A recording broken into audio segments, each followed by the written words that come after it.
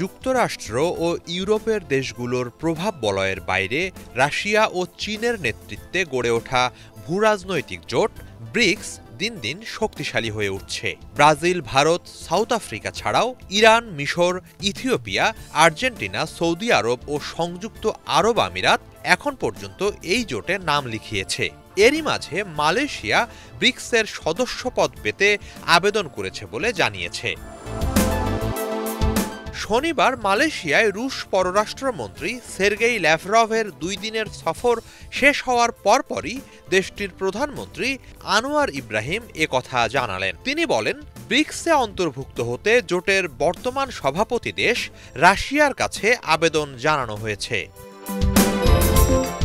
রবিবার মালয়েশিয়ার পররাষ্ট্র মন্ত্রণালয় এক বিবৃতিতে জানিয়েছে, সফরকালে প্রধানমন্ত্রী আনোয়ার ইব্রাহিমের কাছে ব্রিক্সের সদস্যপদ পাওয়ার ক্ষেত্রে সহায়তা করার আশ্বাস দিয়েছেন রুশ পররাষ্ট্রমন্ত্রী।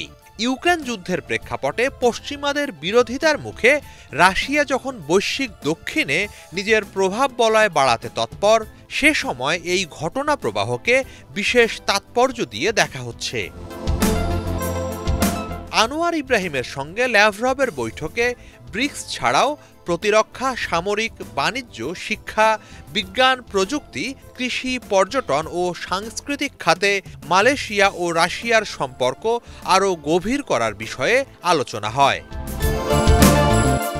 এর আগে বাংলাদেশও ব্রিক্সের সদস্যপদ পাওয়ার আবেদন জানায়। চলতি বছর ব্রিক্সের সম্মেলনে তা গৃহীত হওয়ার আশা থাকলেও শেষমেশ হয়নি।